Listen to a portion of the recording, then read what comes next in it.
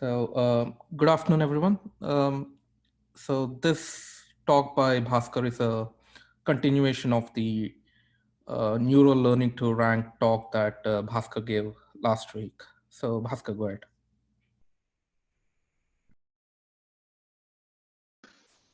Thanks, Arya. Sorry, the Zoom button, mute button was playing hide and seek with me. um, Welcome, everybody, to the second part of this lecture.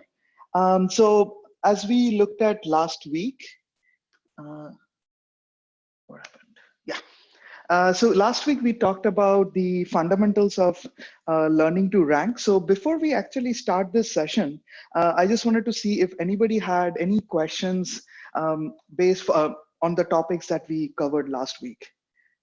So is there anything else that we should quickly recap before we start this week's session, or any other questions?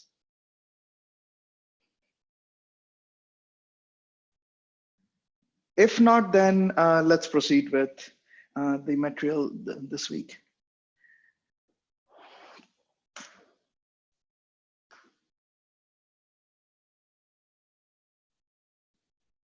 Right. Yeah. So as I mentioned last week, for reading materials, if you're looking for some accompanying reading material to these talks that happened last week and this week, a particular manuscript from which I'm borrowing a lot of material for this talk, as I did last lecture as well, is this manuscript that Nick and I co-authored on neural information retrieval in general. So this one looks at a broad set of topics beyond learning to rank, but I think learning to rank is one of the key pieces, components in this neural IR space. So today we are going to be talking about neural learning to rank models, but in the context of deep models or models that are using different kind of richer architectures that you are typically familiar with in the deep learning space, right? So before we get started on some of those specific details, I think it's useful to kind of actually get a grasp of why this topic is specifically today quite relevant in the IR field. So I have a couple of plots here that I think kind of summarizes our motivations pretty well. So on the left-hand side, we can look at the how the community, the IR community, and in this case, specifically looking at the papers published at SIGAR conference, you can see a very clear pattern in terms of growth of interest of people in looking at neural models for different kinds of retrieval tasks. So if you were to look at just papers on this topic of neural information itself, you will see a pretty strong growth in terms of percentage of papers at a conference such as SIGIR over the last few years. Mind you that some of these papers, beside looking at the neural IR, the other aspect is obviously the kind of IR tasks they're looking at, and this has actually kind of evolved over the years. So for example, in the initial phases, there was a lot of papers about ad hoc retrieval. More recently, at SIGIR, I've seen a lot of neural papers talking about graph mining or recommender systems and other topics. So we're also kind of seeing diverse set of applications in the context of these neural models. But maybe the more interesting aspect, or the most interesting thing to happen recently that kind of shines a bit of a spotlight on this topic is actually how these models have been performing competitively with respect to typical traditional IR models, or even the previous learning to rank models based on explicit hand engineered features. So I think I mentioned during our last lecture that now since last year at TREC, which is the text retrieval conference hosted by NIST. So there has been, since last year, we have a track there that's specifically focused at evaluating models in the context of document and passage retrieval in the presence of large amount of training data. So this was a bit of a gap that actually unfortunately existed in the community for a long while, that there wasn't a very good large training data set for benchmarking neural models on IR tasks. And the TREC deep learning track kind of focused on that. And in the first year itself, you can see this plot, which is one of the overview results from the track from last year. You can see how different types of models performed. And especially you can see the really significant gap between the best performing traditional IR model versus the best performing neural model. By the way, just a side note here, you'd see these two notations, NN and NNLM. So don't worry about them now. They're both neural models. The NNLM is specifically referring to neural models that consist of very large language models. So if you're familiar with things like BERT or GPT-2, that's basically what it's referring to. And we'll touch upon that briefly towards the end of this lecture, so you'll have a clearer picture if you're not familiar with them already.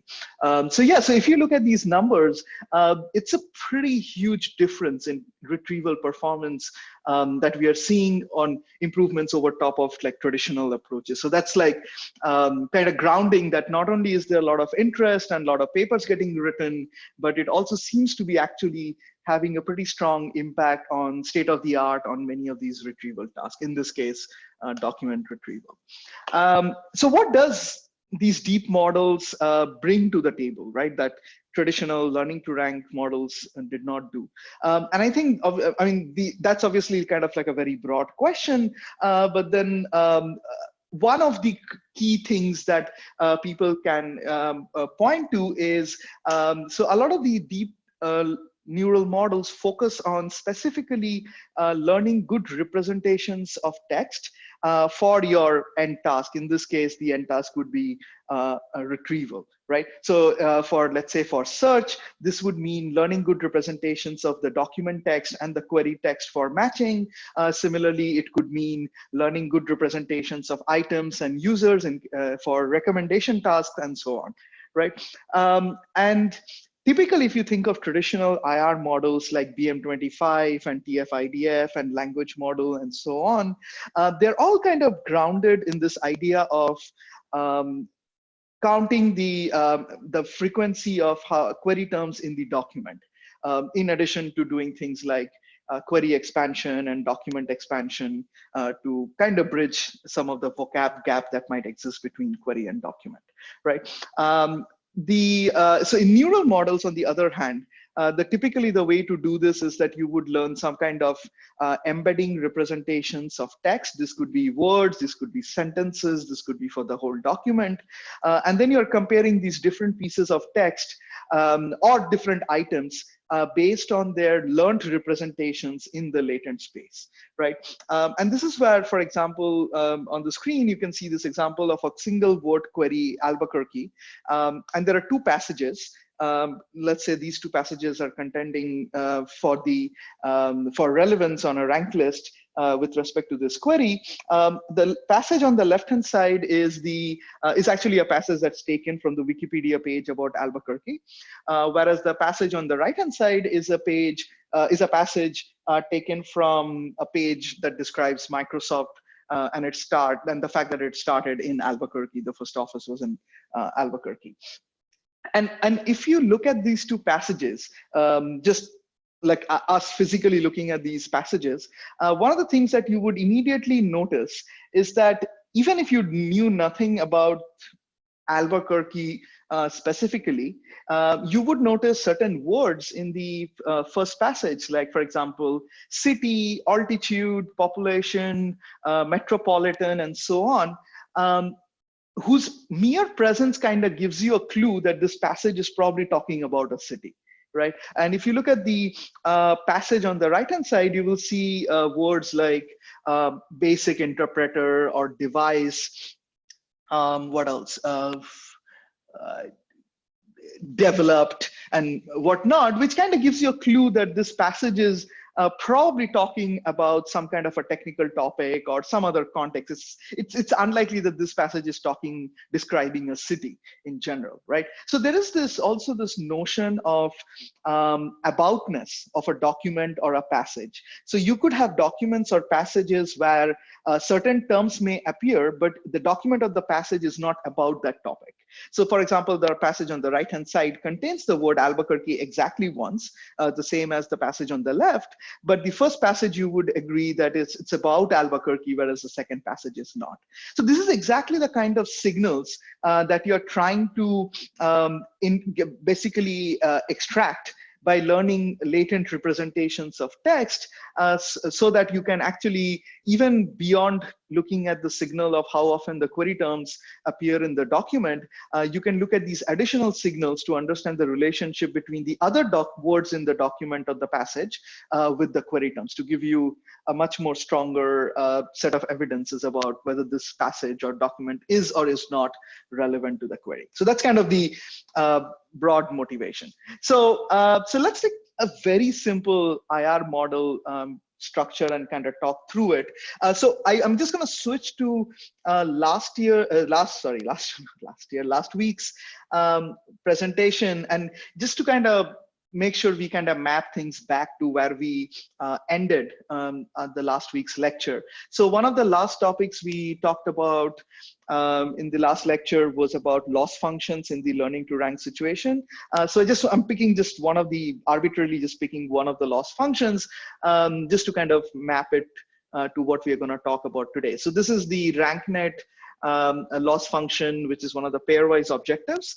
So if you remember, in a typical standard hand engineered feature based learning to rank system, what you would have is a feature vector that is conditioned on the query and one of the documents. So let's say DI, and then you have a different feature vector that is conditioned on the query and a different document DJ. And then you have a model, the same model you apply on both the feature vectors, and you get these two different scores, and then you apply the RankNet loss function on top, right? So now imagine just kind of zooming into this part. So you have a query and a document, and you have a single feature vector that represents them both together, and that's what you put as an input to a model. So just take one step from that and imagine that your model actually looks like something like this, where you have, again, a query and a document. So let's say SX is the query and SY is the document here. And instead of creating a set of hand engineered features, so the, examples of such features would be how many times does the different query terms appear in the document. So instead of doing that, what we are going to now do is we will input the raw text of the query into some model. So that's model here is denoted by F1. So imagine it's some black box neural model.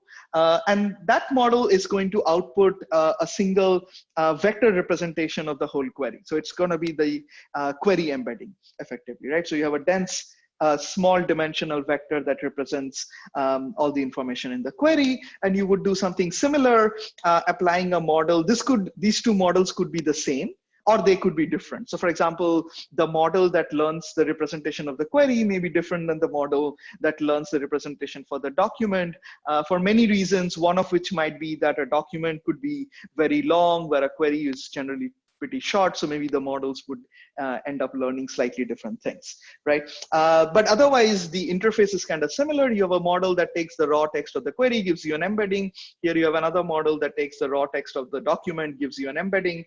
And then you have some, let's assume you have some differentiable similarity function that takes the two vectors and then gives you a single similarity score. So just examples of such similarity function could be like a dot product of the two vectors, or a cosine similarity, anything that's effectively differentiable and gives you some notion of distance between the two vectors, the two vector representations. So if you think of this model and what we talked of last week, so last week you would have the feature vector input and get a single score. Here you have the text of the query and the document, but you, at the end, this similarity score is the model's score estimate that estimates the relevance between the query and the document, right? So you kind of can plug in, plug out this kind of an architecture to what we were talking about last week.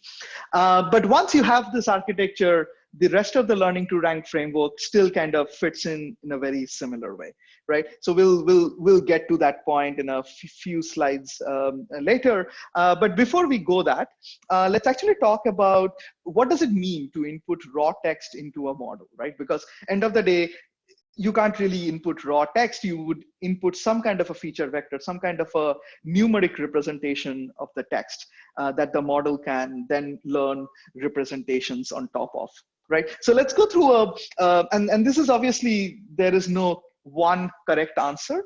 There is a lot of different ways that people typically would try to represent the text in the input side. And we'll just quickly run through a few different options, or few options that are more commonly used.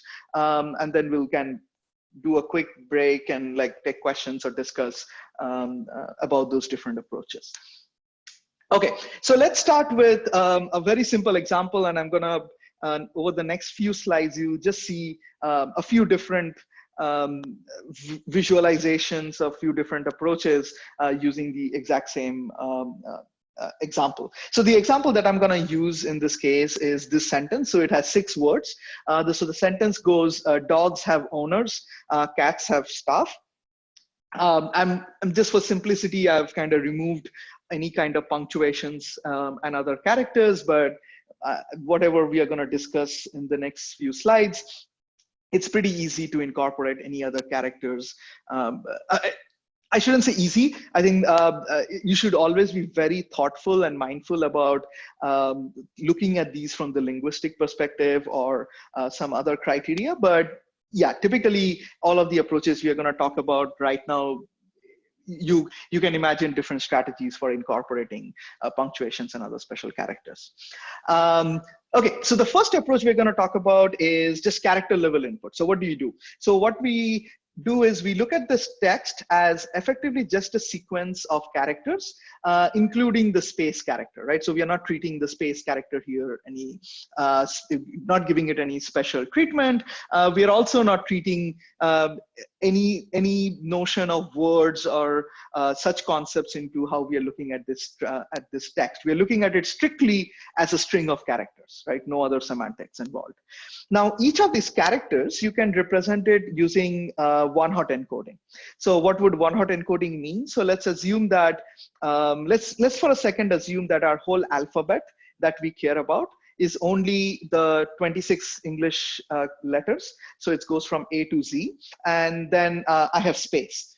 So 26 plus 1, 27 characters, right? That's it. And no other characters.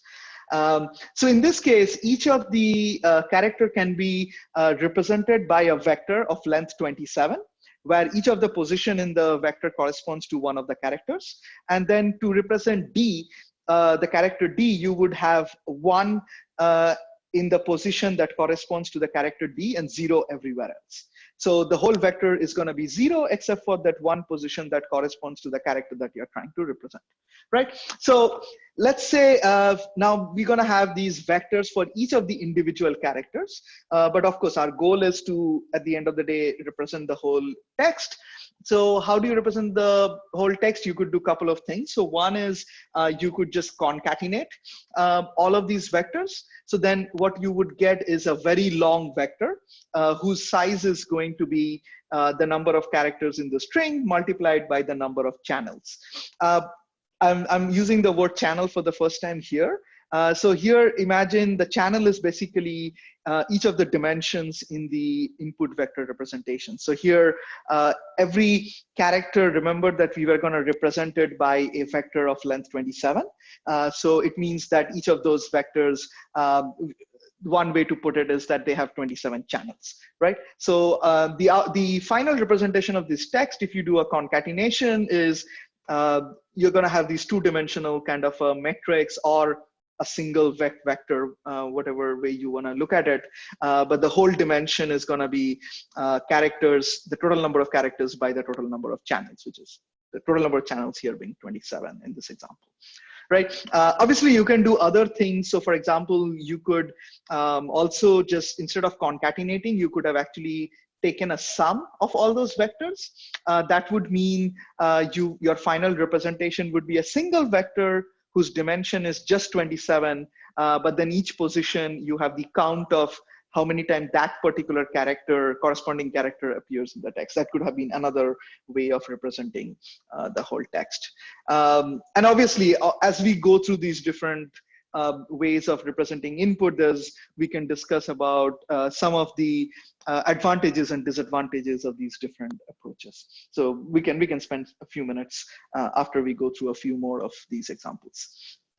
Okay, so a slightly different approach would be where we want to actually encode this notion of words, right? So we know that we have a very clear sense that words have certain meanings.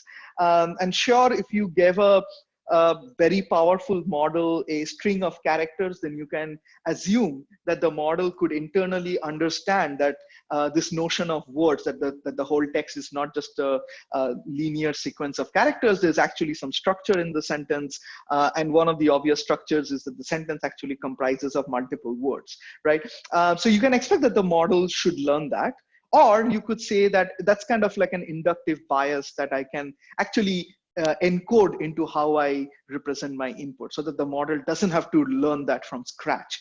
So what you could do here is that now our sentence is not just a long sequence of characters, it's in fact a sequence of 6 words, right? And then for each of the words, to represent them, you could still do a character level representation of each of the words. So each character gets represented again by a vector, let's say 26, because note that you no longer need to represent the space. So that character doesn't need to be represented as an explicit channel. So instead, what I'm going to do here is each character is represented by a vector of 26. And then for a word, I am just going to add up these vectors within the word, right? So this is like the frequency of each character within the word. So this vector here is the dimension is going to be 26, or let's just say the dimension is going to be like the number of channels.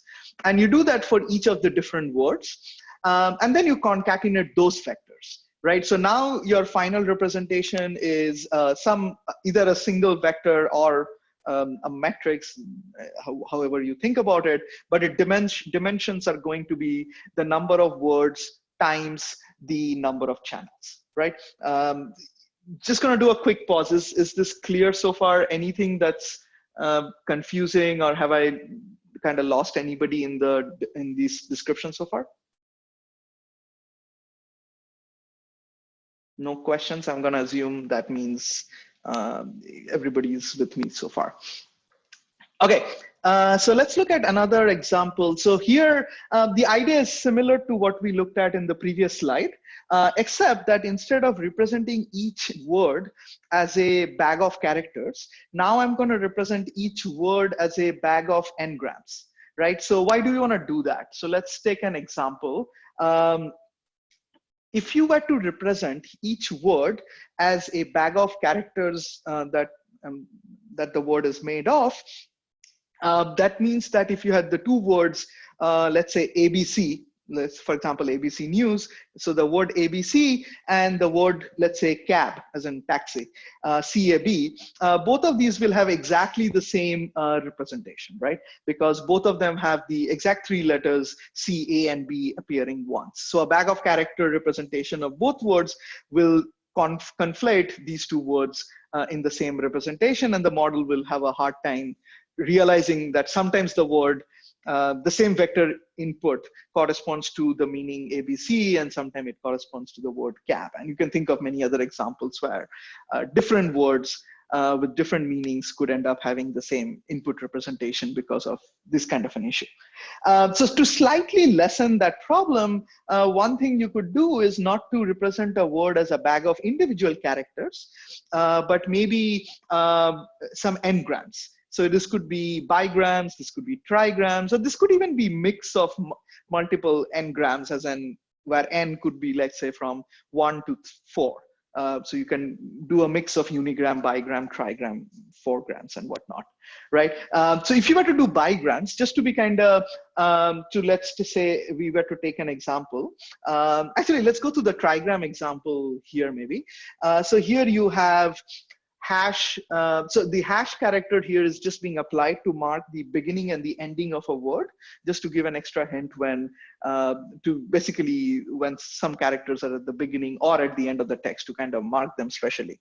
So what you do is every word you add a hash at the beginning and at the end. And once you've done that, you just look at all the consecutive trigrams in this case. So now this slide, we're kind of discussing about trigrams, but imagine you could do the same thing with bigrams or any other n-grams that you care about. So if you were to do trigrams, so then the dog's word would have, what are the trigrams? You have hash do, then you have dog, then you have ogs, and then you have gs hash. Okay, now to represent each of these trigrams, now this vector is no longer just 26 in length. It's actually the, you need a unique position in this vector for every possible character trigrams, right? So this means that that vector, if you were to represent every possible trigrams, that would mean that you are gonna now require that vector length to be 26 to the power of 3, right? Because you have that many possible combinations, or rather permutations, not even combinations, permutations of three-letter trigrams. So of course, you don't, all trigrams are not, some of the trigrams are super rare and might never occur in your data. So generally what you end up doing is you would create some kind of a histogram of all possible character trigrams in your data. And then maybe you say, I only care about the top 50,000 character trigrams. So I'm gonna make my number of channels equals to 50,000.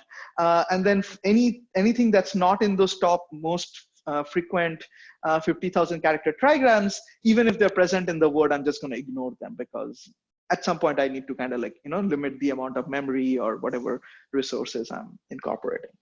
But yeah, so either way, so once you've done this, you've got these vectors, and then you do everything else as the previous slide. So you represent all the trigrams, and then you take a sum of those vectors within each word, and that gives you basically a frequency of all the different trigrams in the word. So each word is represented by a bag of character trigrams here. You could do the same thing, obviously, with bigrams and unigrams we already looked at. The example, by the way, just to quickly go over the example. So we talked about ABC and CAB. If you were to do character trigram on that, so for ABC, you would do hash ABC hash. So that means the trigrams would be hash AB, ABC, BC hash. For CAB, the trigrams would be hash CA, CAB, AB hash. If you notice the character trigram, in the character trigram space, these two words now have not even a single trigram overlap. If you were considering unigram, it had the exact same representation, but in the trigram space, they have no overlap. Obviously, there are other strings that would have overlap, and there could actually be certain words. You have to, like, there's some examples where the words are actually different, but even the character trigram representations are exactly the same. You will have conflicts, but as you increase the n-gram size, the n in the n-gram size, those conflicts become rarer and rarer, right? So there's some trade-off between the n-gram being higher means less conflict, but then there's some other issues with going very high, which could mean that some of those n-grams are very rare in your training data. So you also don't want that. So typically, I've even used variable n. So like n could be, I've used combinations of unigram, bigram, trigram, and fourgrams, for example, to represent individual words.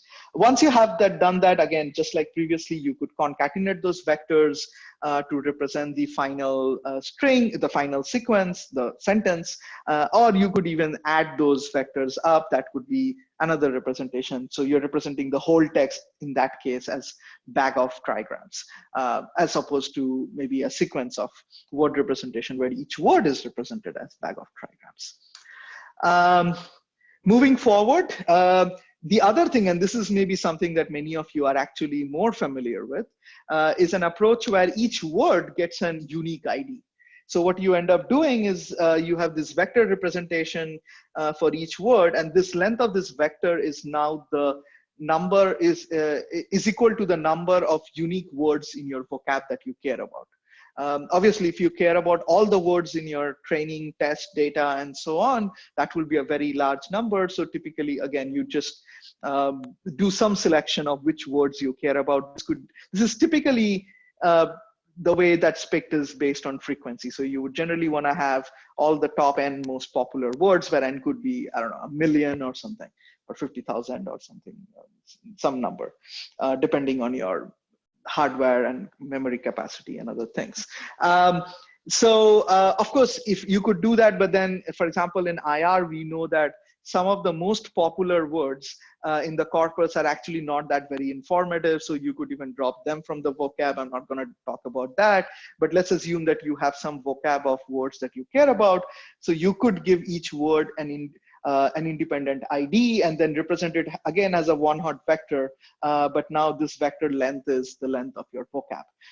And then the final text or the final sentence representation could again be concatenation of these vectors or the sum of these vectors. If you do a sum, then you're representing the sentence as a bag of words. If you do concatenation, then you're representing the text as a sequence of these words. So you're retaining the sequence information. It depends on what you want to leverage in the model on top, right? So now that we've talked about this, so then basically you can visualize how you would input text into some neural models here. And the simplest version of this neural model, F1 and F2, could just be fully connected networks, right? So you could represent, for example, the text as a bag of words where each word gets its own unique ID. And then, so that would just be a vector that's the same length as vocab. And then F1 and F2 could just be a few layers of fully connected networks, eventually ending by producing some vector that let's say the dimension is 100. 100 dimensional or 300 dimensional vector, which represents the query, and you do the same thing for the document, and then you can do cosine similarity between those two vectors to get the score. Once you've got the score, everything becomes kind of similar to as the learning to rank framework we talked about last week, right? So again, just kind of jumping back to those slides, you would have a score for query and document I, and then you have a score for query and document J, right? And you can do the exact same thing. So you can imagine, like here, there is another model F2 that takes SZ, which is like the second document, and gives you the same, gives you an embedding for that text, for that document. Obviously, that model should be exactly same as this, the same parameters. And then once you have that vector, you can do a cosine similarity between that vector and h of x here, this embedding dimension of the query. So that would give you a second score. So you have query, document I, document J, and then you end up with two scores following a slightly different strategy. But once you do that, the rest of the RankNet loss function on top could be exactly the same, right? Or you could obviously, like we talked of lambda rank, we talked of smooth or approx NDCG or smooth or approx MRR, any of those loss functions, everything else would stay the same. It's just that you have changed the model in how you're generating the score, right? So that's a good logical point for us to quickly stop and see if you have any questions. After this, my plan is to basically get into talking about different kind of neural model architecture. In very brief, because obviously we're not going to cover all of deep learning in next half an hour.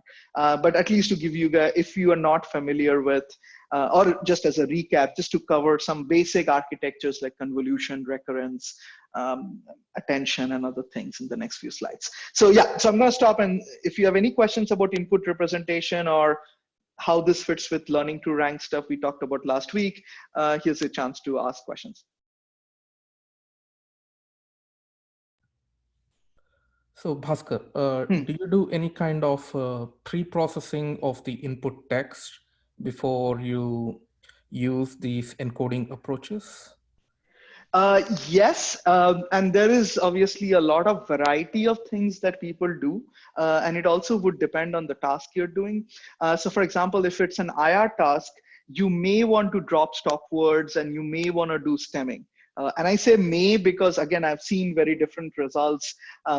Like if you look at, let's say, a track setting, pretty much all your IR runs and submissions do stemming and stop word removal. In a lot of practical systems, by the way, people see that maybe stop word removal is not necessary, or stemming might actually cause some issues. So it depends on the task. Definitely, if you're doing, for example, models for parts of speech recognition, you don't want to do stemming, because that ing at the end might give you a clue about the parts of speech of the word. Other things you might, so there's a whole lot of things people typically do in terms of normalizing the text, lowercasing, uppercasing, dealing with punctuations, and so on.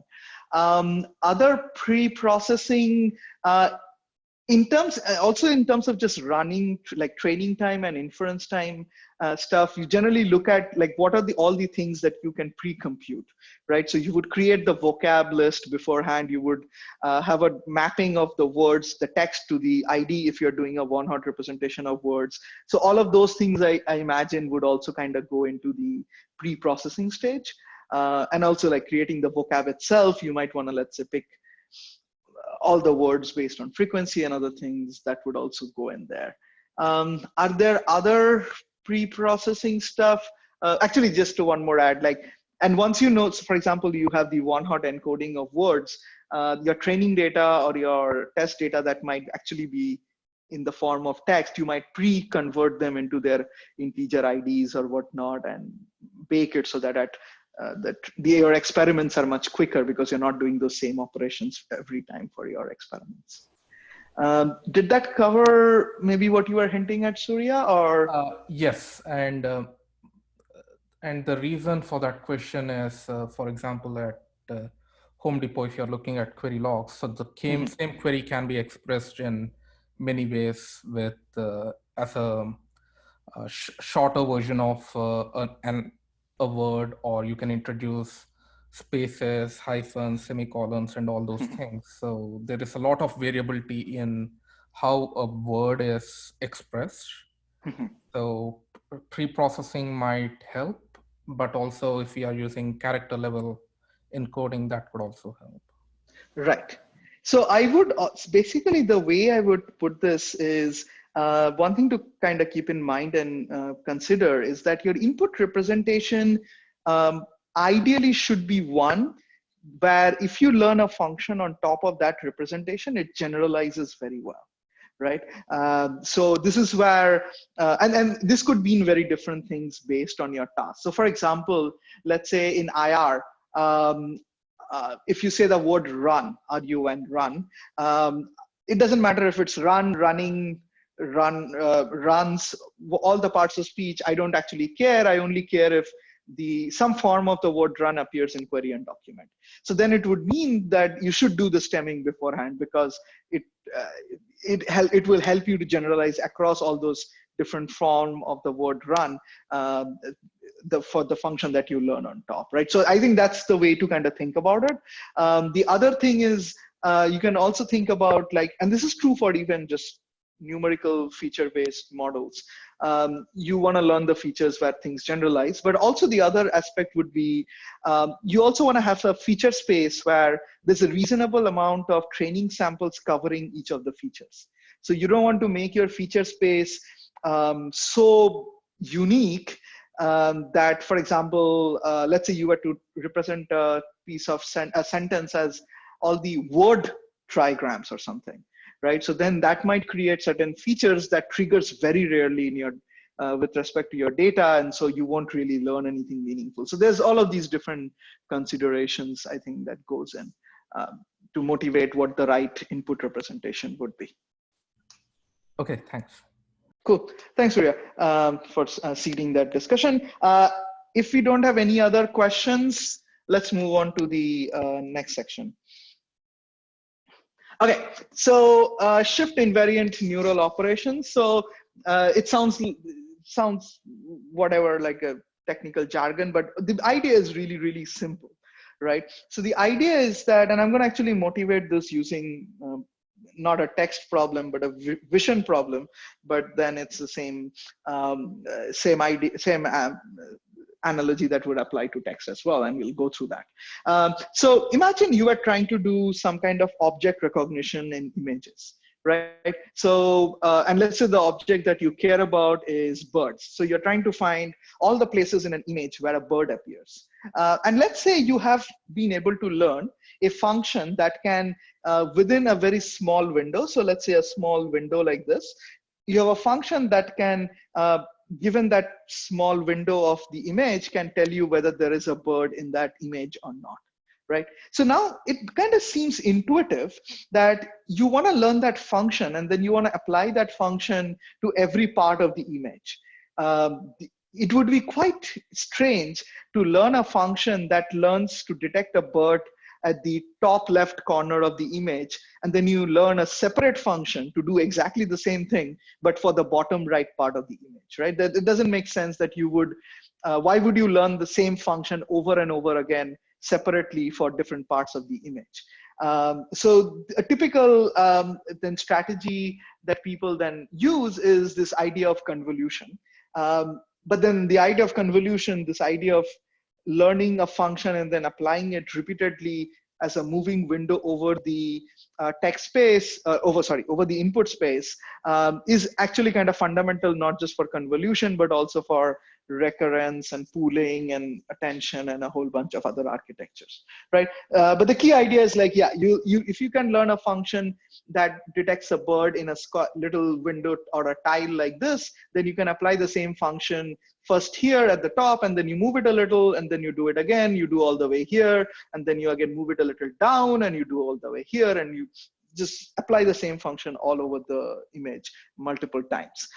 This also means that, for example, in this image, if you have 4 birds, and then during training, your ground truth will say that when the window is at these 4 different positions, it should be positive. So it also means that you're getting extra supervision signal for training the model, because the same function here actually gets 4 positive examples and then like so many negative examples. So for example, when the rectangle may be here or some other part of the window, right? So it means that you're going to learn that function better because you have more supervision signal for the same thing. Okay, so how does that translate into for text? So I'm gonna kind of again try to do this visually, but I also have the math over here. I'm gonna mostly depend on the visual side, unless if it's getting a bit too high level, then let me know, and I'm happy to walk through the math in more details. But I think a lot of these ideas is quite easy to kind of grasp if you just think about it kind of conceptually or visually, right? Okay.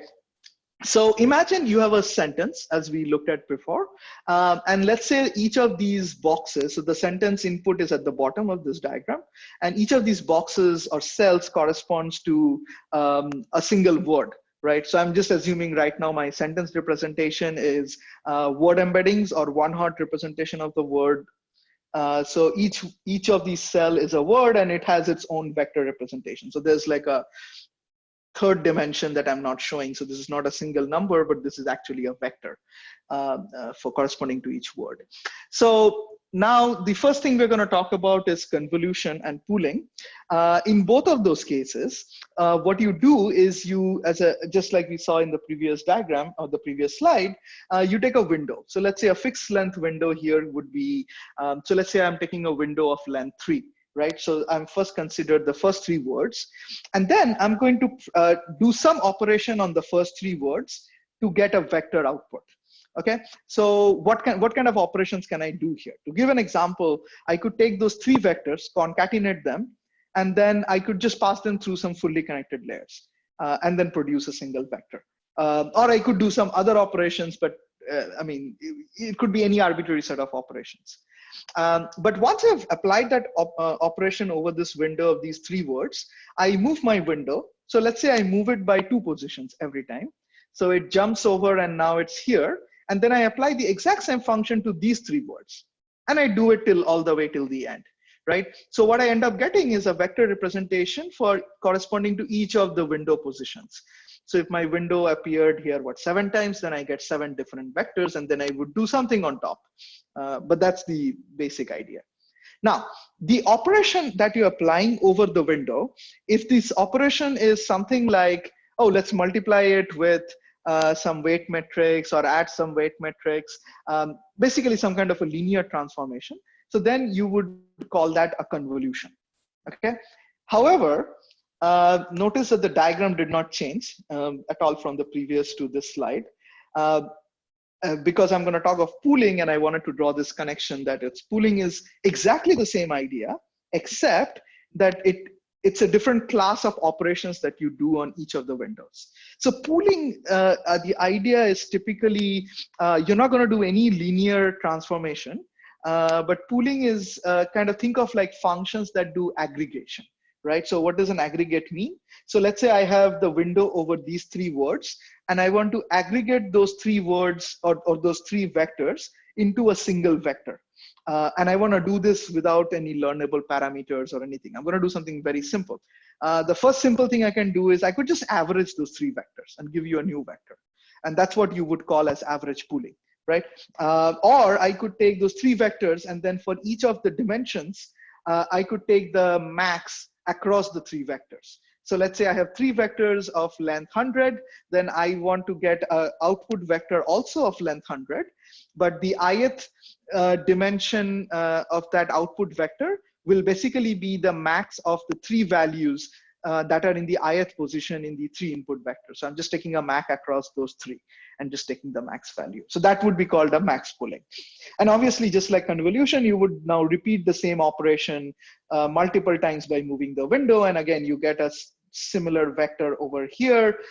Here, typically the vector length is exactly the same as the vector length that you're representing each of these individual words by.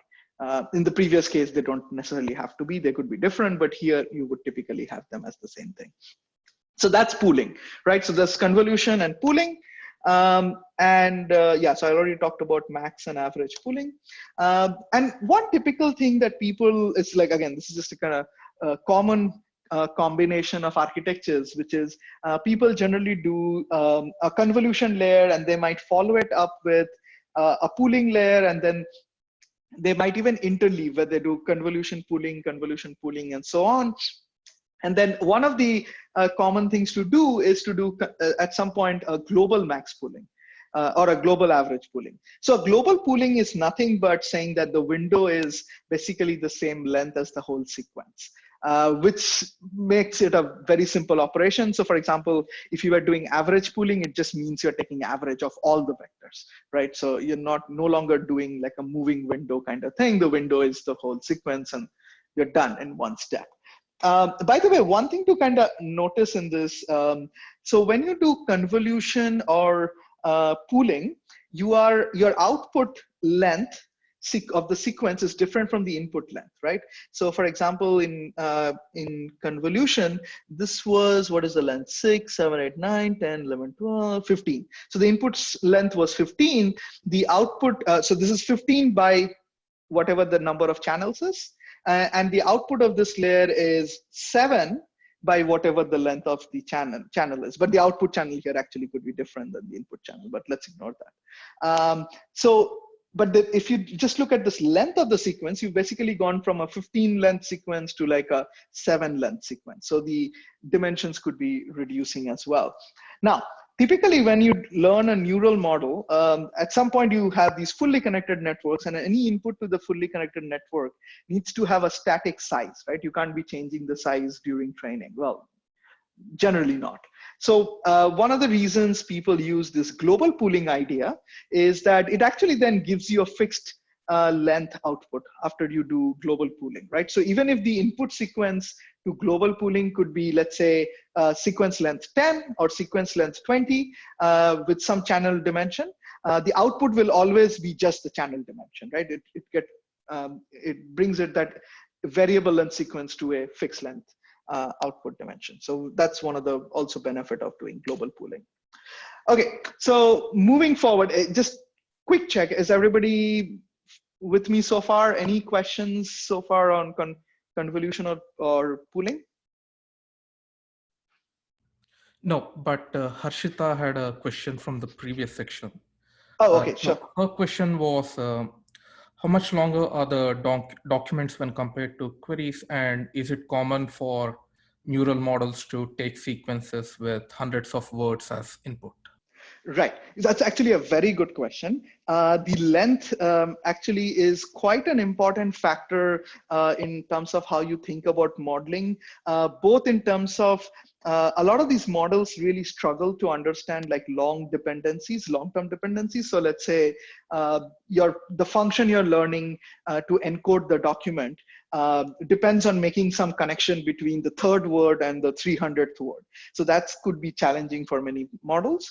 The other reason is all of these model architectures are actually scale very poorly the moment you start increasing document length.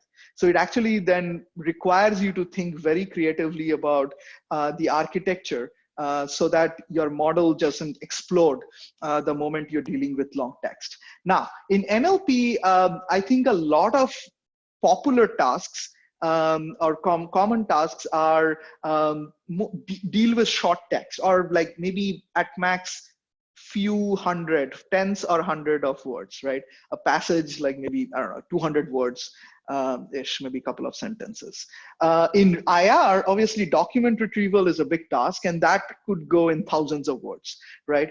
And in fact, like actually my personal focus with neural models has been, if there is like one dimension that kind of separates the kind of problems I am interested in versus other people working in neural IR, I have specifically been focusing on retrieval tasks in the context of long document text.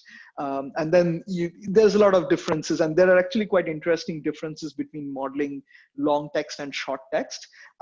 So we're not going to go a whole lot deep inside that yet. I don't even know if I'm talking about that in too much in this whole lecture. If you're interested, please talk to me offline. We can talk a lot more on this. But yes, definitely there are tasks like document retrieval where the length of document could be in thousands, right? It's not like even few hundred, but thousands of words. So yeah, I hope I answered the question appropriately. All right. Feel free to interrupt me. By the way, I'm not necessarily keeping an eye on the chat window. So yeah, so Surya, thanks for popping the question to me. Please emphasize or highlight the question, bring them to my attention Just if a I'm. follow-up question. Yeah. So about the embedding, should it be separate, or it is better to get a same embedding for all the For words? query and documents? Yeah. That's a good question. So I don't know the definitive answer for that. I know that people do both, and I don't know what works best. So if you look at the model that we talked about, we talked about earlier. So this is, by the way, I don't know if I mentioned, this is the actual model that I was talking about here is what is called a DSSM, deep semantic. The expansion of DSSM has a strange history where the first 2-3 papers had a different expansion for the same thing. But I think it's called like deep semantic similarity model or deep structured and semantic model, something like that. Anyways, so for the DSSM model, they actually had a different function for query and document. But I have also seen a lot of IR models where those weights are shared or the parameters are shared. Yeah, I don't know which one is generally the right thing. Both of them kind of work.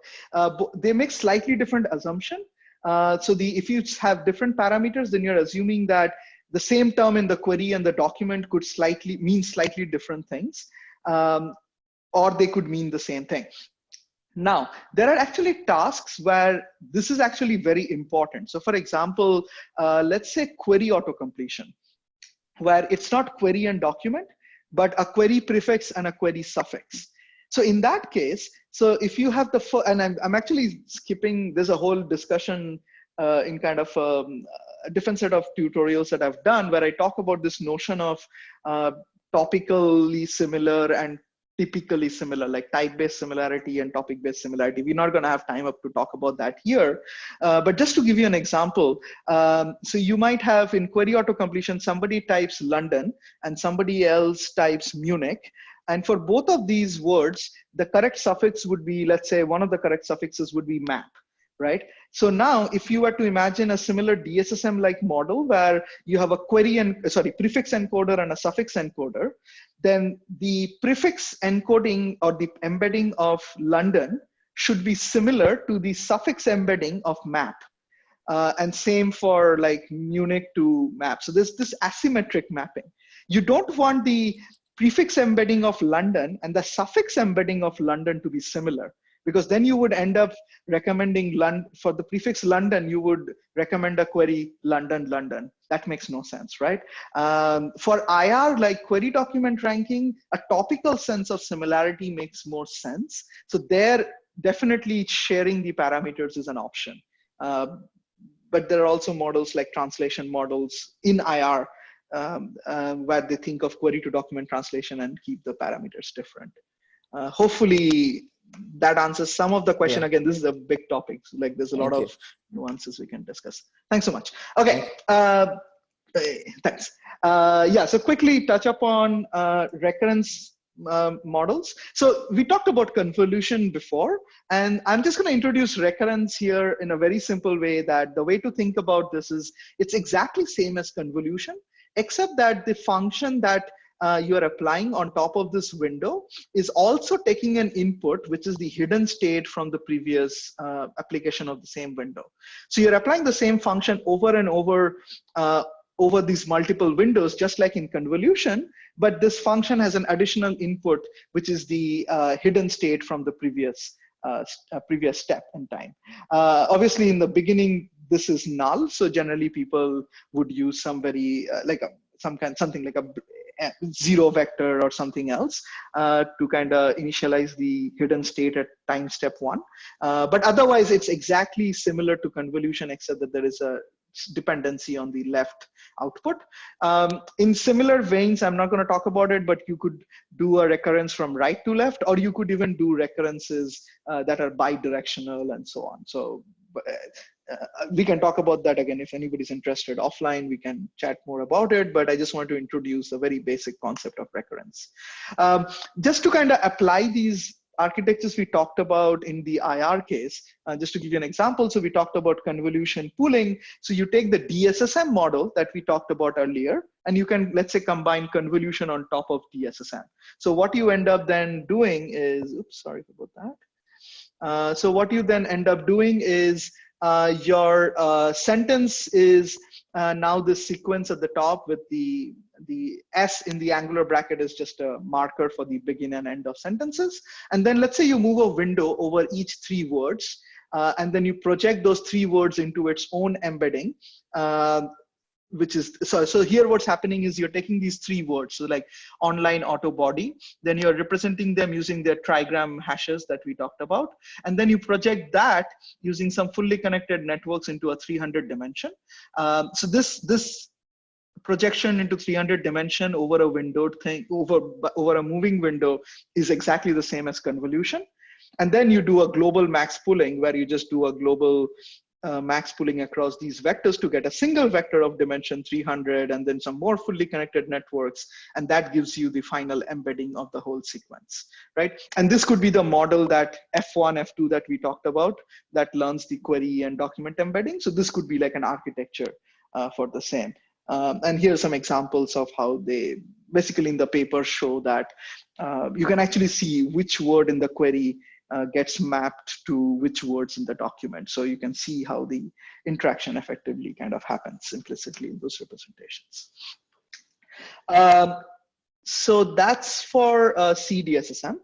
This is a good time to then make a segue to a topic which is, so we in the DSSM case, one of the weaknesses of that model is you're learning a single embedding for the query, and you're learning an embedding for the document, but you're learning these 2 embeddings independently, right? So the single vector representation of the query should capture all the information about the query that you care about, and the same for documents, which is actually quite difficult.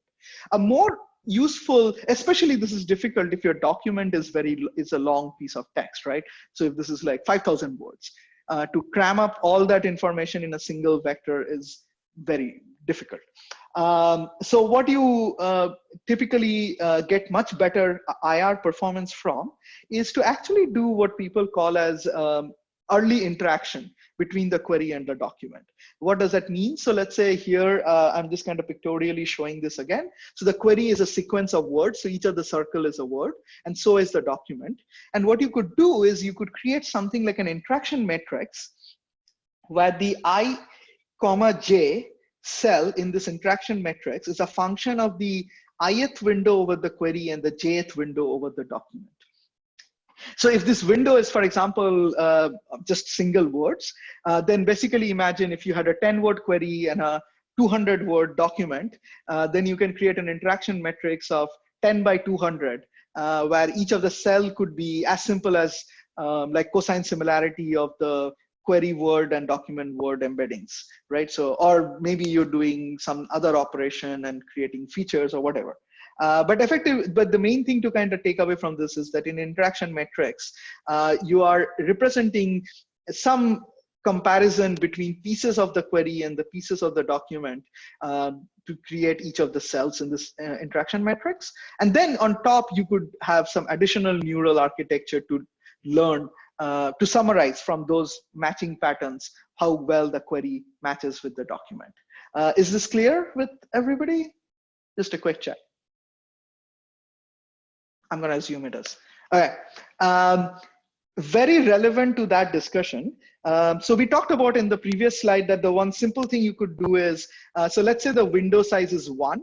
So this is like query length by document length. And then each cell, the simplest thing you could do is, let's say, cosine similarity of the two words, the query word and the document word. Those. So you get a single number, which is the cosine similarity. So one of the tricks that people found to be very effective is this kernel pooling strategy. So the kernel pooling part, I'm just gonna maybe leave aside, but the kernel part of that model, what it's really doing is it takes that single cosine similarity value, which can be anywhere between -1 to +1.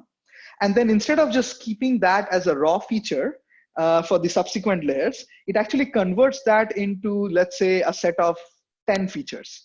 And these 10 features, the way to think about them is, say, one of the feature will trigger, and by trigger, I mean the value of the feature will be close to 1, when, let's say, the cosine similarity is around the range 0.2. And if the farther the cosine similarity is away from the value of 0.2, the lower will be the value of this feature. So think of this like almost like a bell curve that really peaks around when the feature is at 0.2, and then it quickly gets close to 0 for everywhere else, right?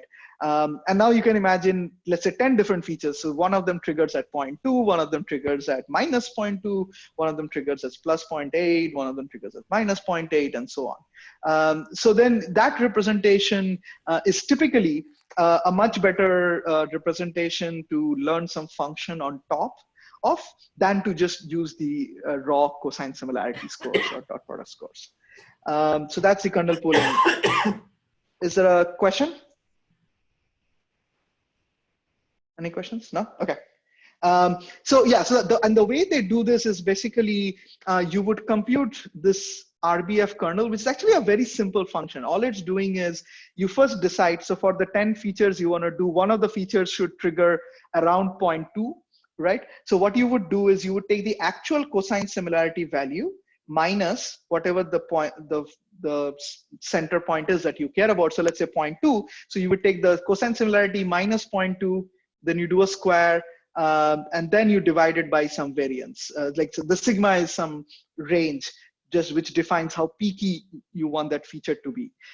If you want the feature value to be around, like how quickly do you want it to get close to 0 as you move away from that mark, where the mark is 0.2. And the whole thing is then just like, yeah, exponent of minus of this one.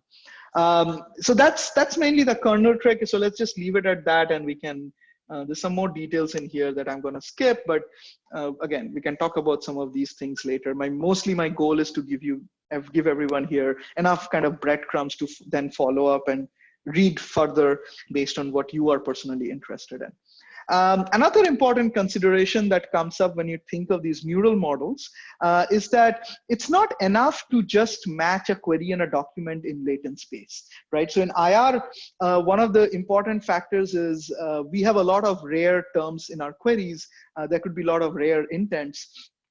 And if you think about it, simple IR models like BM25 and so on are actually pretty good with dealing with very rare tokens, right? On the other hand, if you're doing matching in a latent space, how well you can match certain piece of text depends on how often you've seen that kind of text in your training data.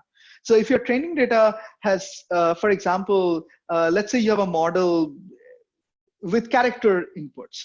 And then your query is Pekarovich Land Company, where the word Pekarovich never appears in your training data. Even if you can represent it in the input because you have character level encoding of the input text, it's unlikely that you would actually have any real understanding what the word Pekarovich means because you've never seen it before in your training data.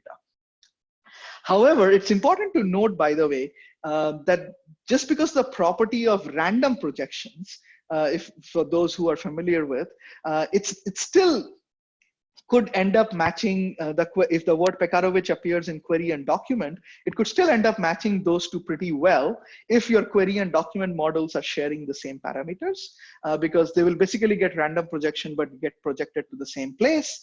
So you still won't learn any relationship between Pekarovich and other words, but you might be able to match the presence of Pekarovich in both query and the document by just because of the property of random projections. But typically, the idea is that for terms that are very rare or pieces of text that are very rare, your latent matching model is not going to be that strong. So one of the things that we learned is that it is actually very important to try and make sure that your model is actually looking at exact matches of query term in the document, but also looking at the representation learning and the latent matching of the problem. So for example, the other counter example to Pekarovich Land Company is this query, when are the Seahawks games on today?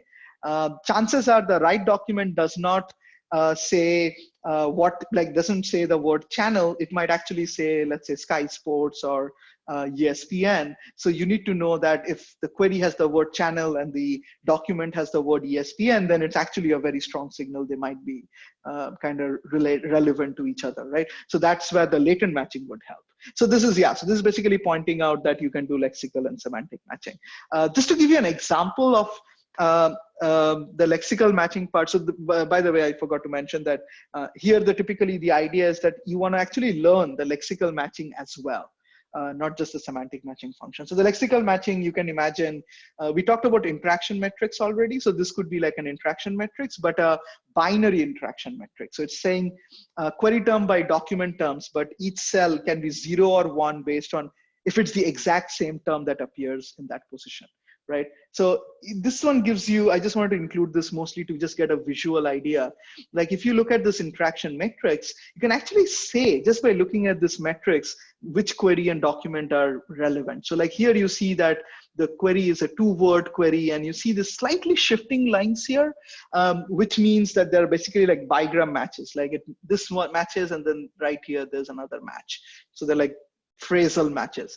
So you know that this query document is probably relevant, whereas here it seems like the query and the two query terms appear at different places. So maybe this is one of those examples where Rosario is being used in a different context and then trainer just happens to be used in a different meaning and so on. Here are examples where documents that have only some of the query terms, not all of them.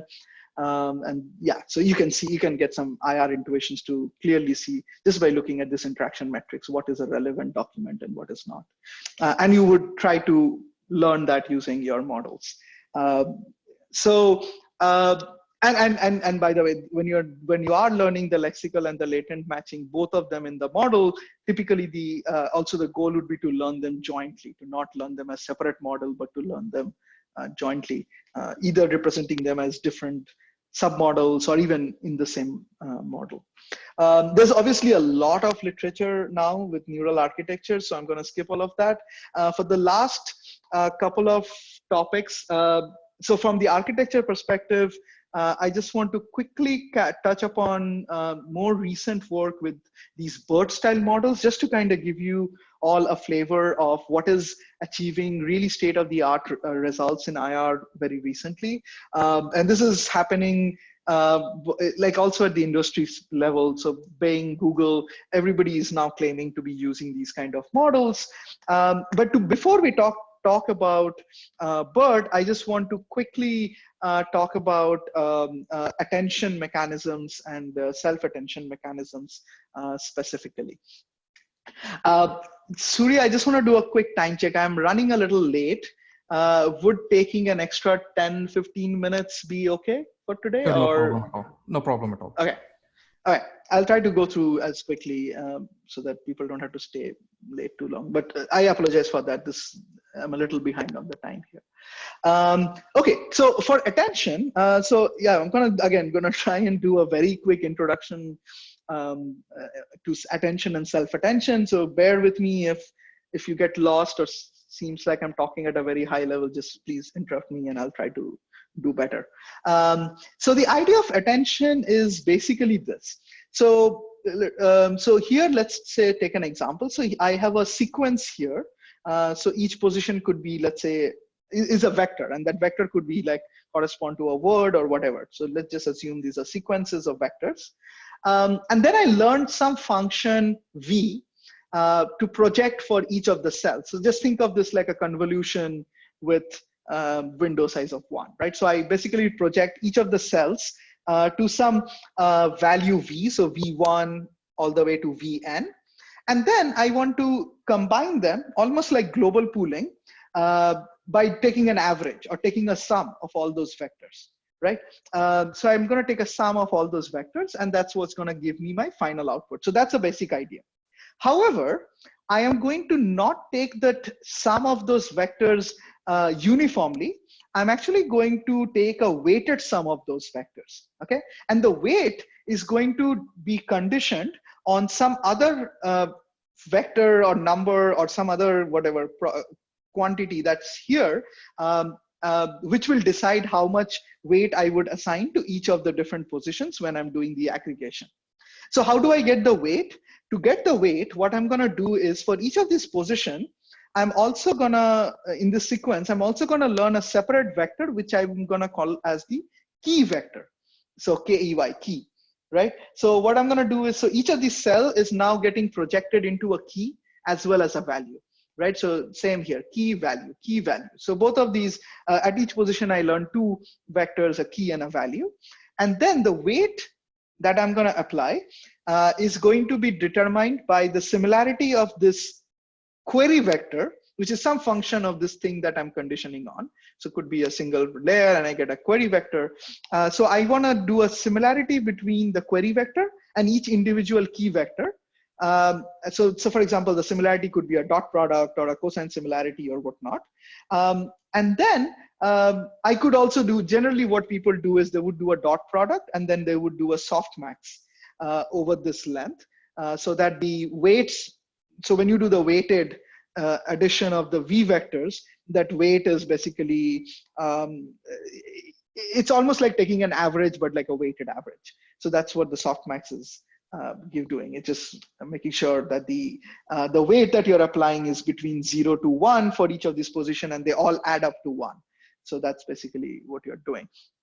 Right. So just to say this again, what ends up happening is you get the query vector, you have all the key vectors. So for each key vector, you would do some similarity function with query, and then you would just normalize it by doing something like softmax so that they look effectively like a probability.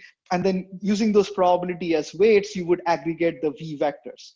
And that gives you the final single vector here. The equation here just looks like this. So phi of QKI is that similarity function. And then I'm doing the softmax. And then now imagine I'm going to multiply it with the V here. Is this part clear? Any questions about what an attention is doing?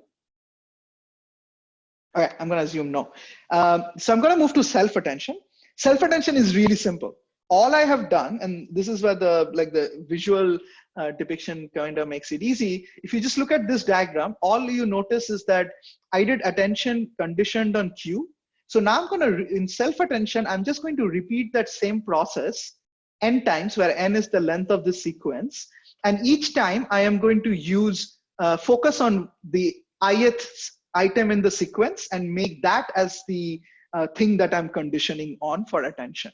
So the query Q is going to be dependent on each position. So in the first pass, this will be my query, and then I will attend over the whole sequence. In some ith step, this ith value would be my query, and again, I'll attend over the whole thing. And eventually I'll condition on the last thing, and then again, I'll attend over everything. So realize that for each position now you get a vector output, right? So this is what self-attention does. So for example, you could have these sequence could be a sequence of words or word embeddings.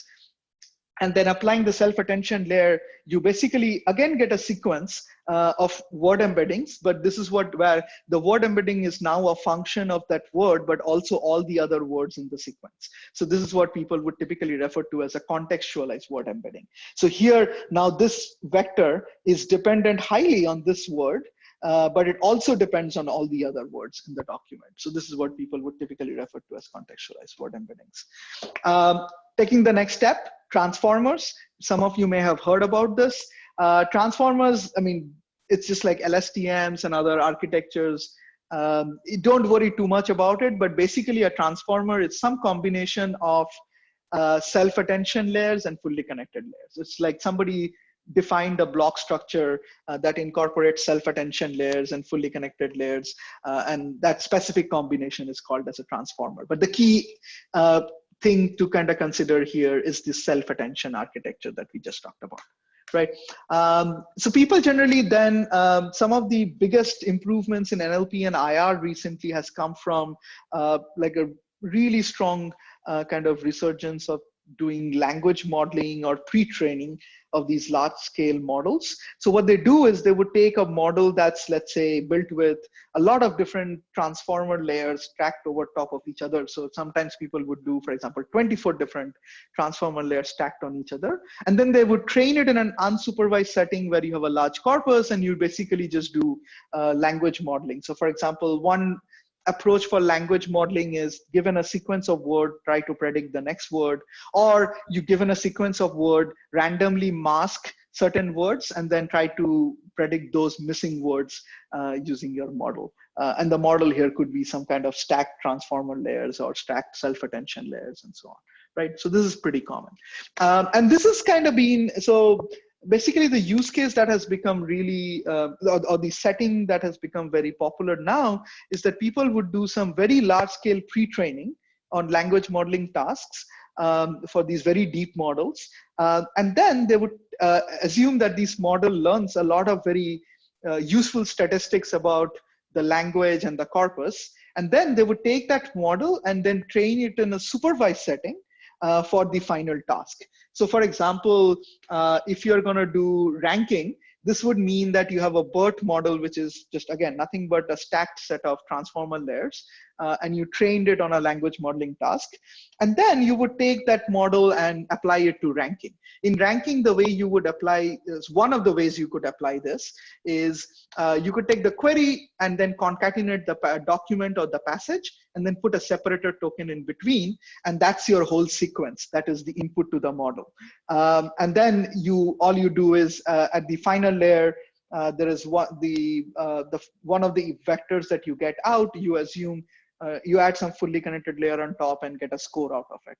And that's the model score for a given query document pair. And then again, you can apply whatever loss function on top. It could be RankNet, could be approx NDCG, and everything else that we talked about last time. The other thing you can do, and this is something that I prefer more, is to compare query and document. You could pass the query through a separate encoder, document through a separate encoder, but that the encoder now does not give you a single vector output, but it gives you a vector output corresponding to each word in the query and document. So then you can also do the interaction metrics trick that we talked about before. Then you can do the kernel pooling on top, and then you can do the lexical matching some other way. So you can put all of these ideas together such that now you're building the best of breed models. So that's actually ends our discussion on architectures. The last few slides is just, I'm gonna just kind of breeze through it, just to give you all some intuition about some of the challenges of actually using these models in practice. In specifically, I'm going to talk about a couple of things just to kind of leave you some breadcrumbs. One is, so all of these neural models typically estimate the relevance of a document to a query by taking both of them and giving you a score, right? But how do you run that model to do retrieval if you have, let's say, a billion document collection? Like, given a single query, you're not going to compare the query by brute force to all the documents in your collection and then sort them. That would never be feasible, right? So you have to figure out some efficiency trick. And I just wanted to quickly introduce at a very conceptual level some of the tricks that people do. And for this discussion, even assume that the neural model is a black box. So it takes the query in a document and gives you a score. So that's typically the structure, whatever it may have internally.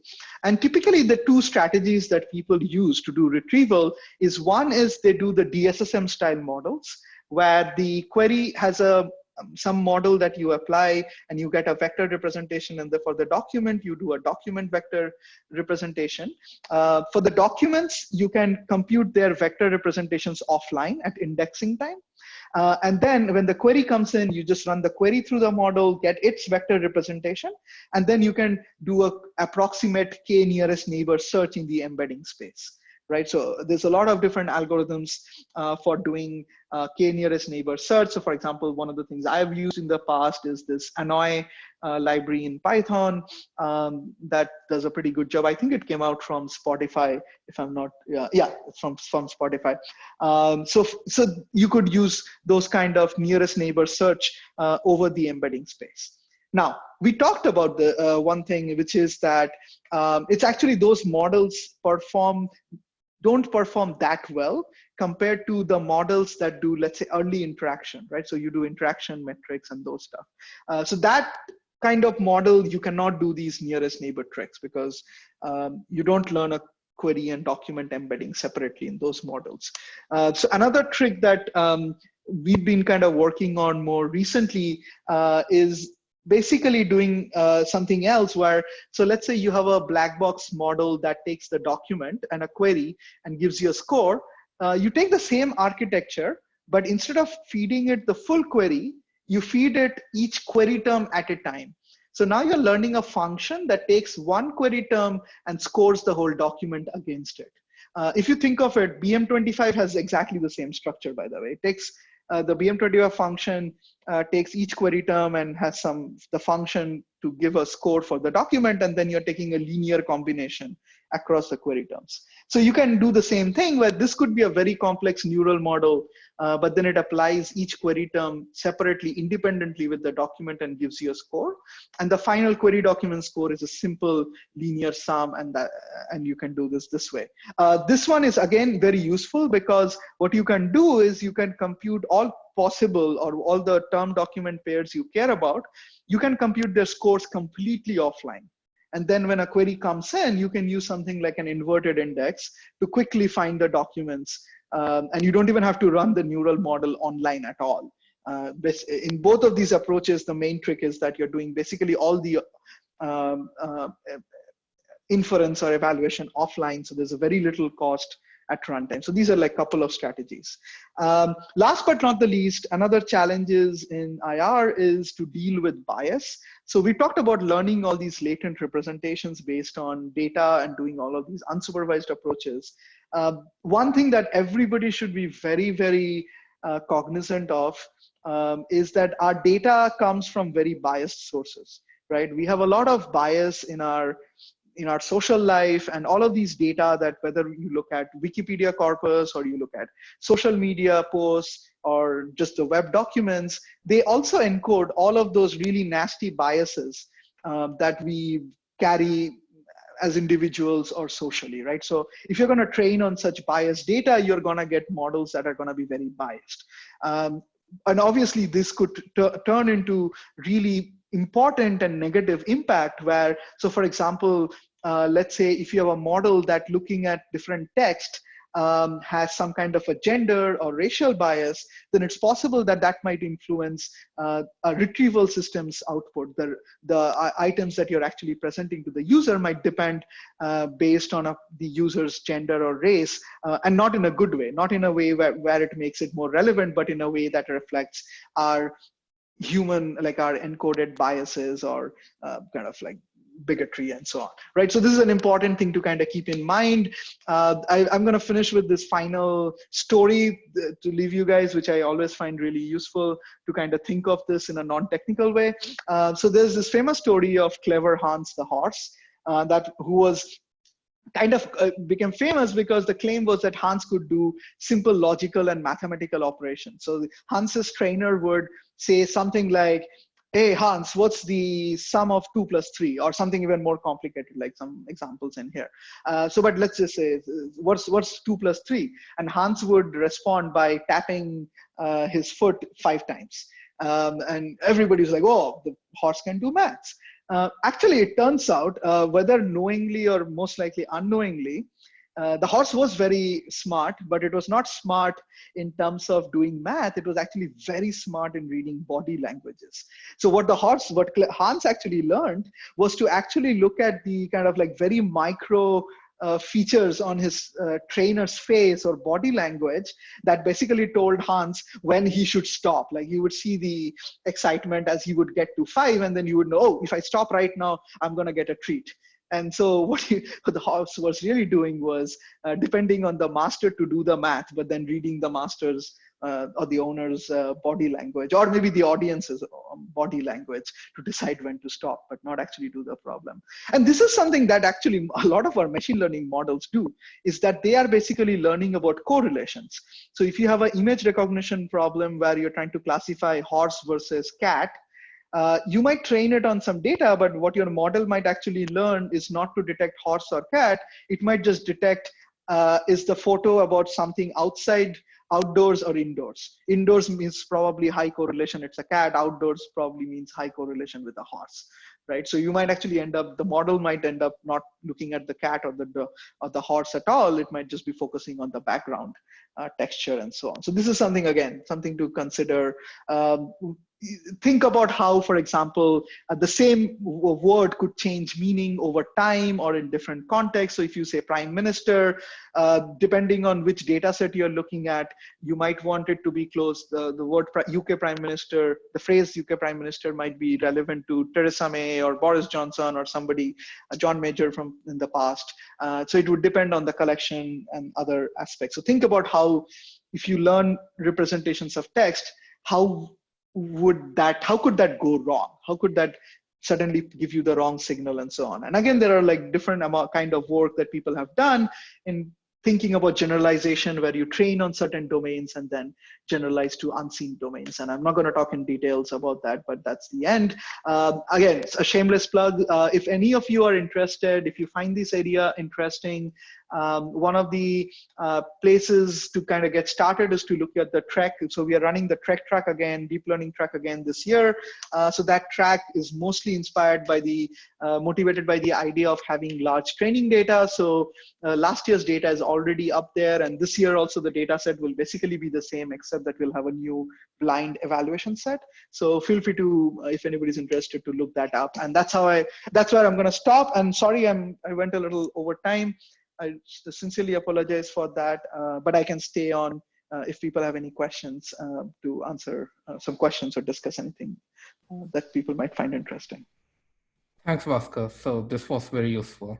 So this sets the foundations for the students to learn more things on their own. So that was great. So can you go back to the query term independence work that you showed? Mm-hmm. So here we are obviously gaining in terms of compute efficiency, right? Mm-hmm. But what are we sacrificing here? Right. So that's a very good question. So basically, when we started working on this, the key idea that we wanted to explore is, so when you take the whole query context, you basically, for example, you know that the word new and the word York uh, independently may give you convey certain meaning, but the moment you put New York together, it conveys a very specific concept, right? So there is a worry that if you were to take the query, I don't know, let's say New York State University, but then you just rank the document with respect to the word new, with respect to the York, the word state and university independently of the other words in the query, and then take a simple linear combination of the score, that you might actually lose a lot of the semantics in the query. And the main finding, so this was actually some work that I was involved in and started. The main finding here was that, in fact, at least for current models, so this includes models like BERT-based models, or some of the like this Duet, CKNRM, and all of these other models, they actually do not suffer that much by making such a hard assumption. So that could mean two things. That could either mean that all of our big neural IR models today are not leveraging the full query context enough. Or it could mean that in the IR task scenario, on the query side, the term independence assumption may actually be a very reasonable assumption to make. And of course, you can do this kind of a model to do the first stage of retrieval, and then you can have a much more costlier model to do the re-ranking. And this is typically what we do, right? So we have these cascaded setup. So the first stage is generally just simple BM25 with inverted index, and then you might have a simple learning to rank model and so on. What this is basically saying is that for the first retrieval stage, also you could learn a neural function between the term and documents that does latent matching, lexical matching, and all of that jazz. But then you could, exactly like BM25, you could free compute those term document scores and burn them into the index. And it turns out that by making that assumption, you give up all the phrasal information or the query context, or the same term could mean very different things if you knew what the query context was. You lose that, but then it doesn't seem to impact the retrieval performance as much. But then you gain a lot by being able to consider all your full collection to rank against the same query. So now you're scaling on a very large collection, whereas in the other cases, typically your neural model is applied as a re-ranker on a small set of documents that have already been pre-retrieved by other models. But those first few stages, if they're traditional, they could have lost some of the useful documents already. So maybe it's already too late to be able to retrieve those, right? So that's where the trade-off comes in. And this is an active area of research, and there's like a bunch of different papers recently that are all like, there's this deep CT paper from CMU that's basically the exact same idea. They figured out some interesting things about how to speed up even the offline inference, which I found very useful and interesting. But there are also other document expansion models with neural nets that actually mathematically fit into the same framework. So like doc to query and other stuff. So yeah. Sounds good. Awesome. Do any of the students have any questions? All right. One other question that I have is, while they think of other questions, is what are some open research problems, and what are some recent work that you've looked at that makes you excited about this field? So open research problems, well, there's lots of it. So let me see how I probably would structure them. So I think one is that if you're focusing on the pure re-ranking situation, right? So all you care about, given a query and a document, you want to have the best estimate of the relevance between this query document pair, right? And this is where I think a lot of the interesting problems or research directions would be to actually kind of do a marriage between what we know from traditional IR research and how do we incorporate that into, how do we use that to inform the architectural choices and design choices we are doing with neural models. So to give you a couple of quick examples, one is like, for example, we know that lexical matching is important, and that motivation actually went a lot into kind of this duet style work where we were trying to combine lexical and latent matching. There has been some work. So if some of you might be familiar with this body of literature in IR called axiomatic IR, which basically tries to identify some of the key principles. So for example, if you, given everything else being equal, a higher term frequency might mean more relevant, or everything else being equal, a shorter document might be more relevant than a longer document if the term frequency and everything else is same. So one of the things that I've seen is like, so I know that Claudia Hoff and others have looked at using those axiomatic principles to diagnose these kind of IR models. And then I've worked with Corby from Microsoft, who's looked into using axiomatic, those kind of principles to actually create loss functions to guide the training of the model. Where the idea is that if the model could learn effectively some function, obviously there's a very large function space that the model could end up learning. We want the function that's actually most supported by what all the wisdom from traditional IR literature, right? So given multiple options, we would want to pick those because those might generalize better or things like that.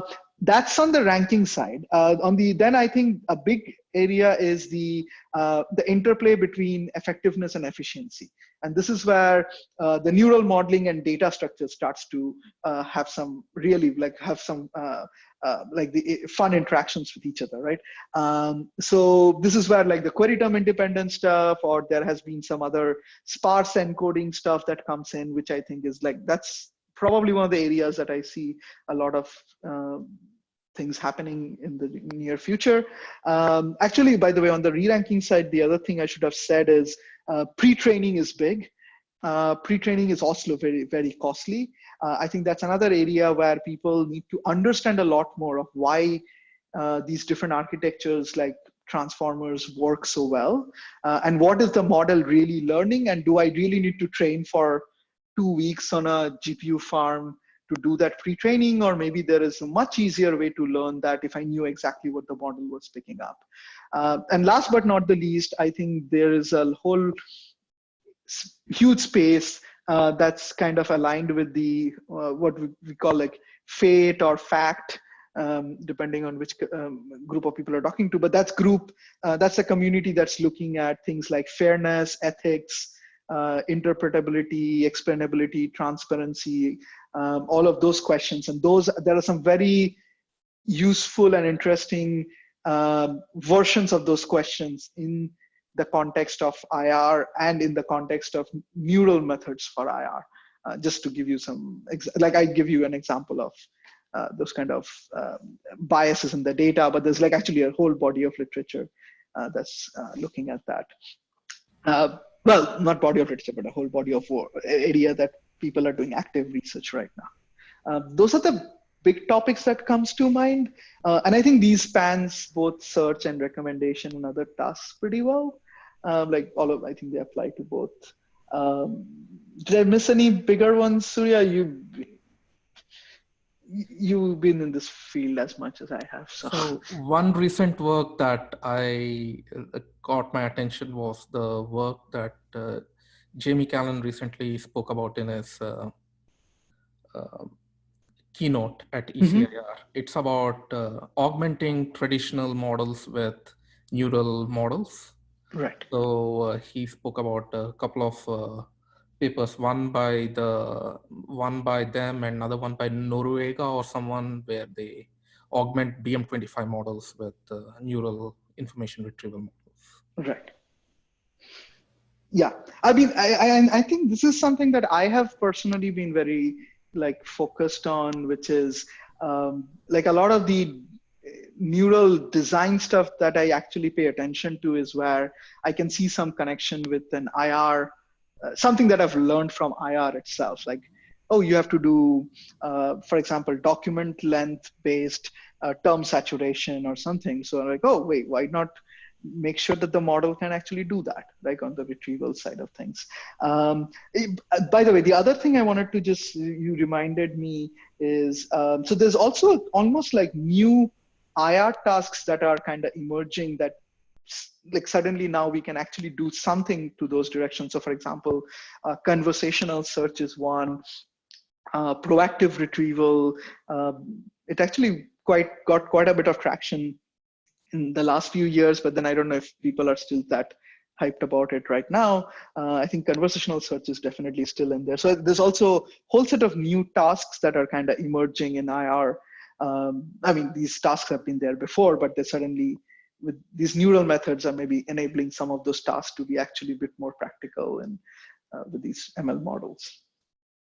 Yeah, the other ones that come to mind are lightweight models for doing the same quality of work. So that I think also is important. Right.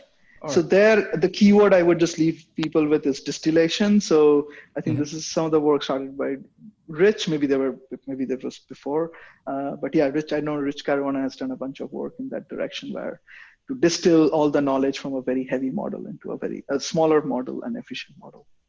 Yeah. All right. Perfect. So maybe if everyone can unmute and say thanks to Bhaskar, that would be great. Yeah, but thanks a lot, Bhaskar. Yeah, it was really useful. Yeah, thank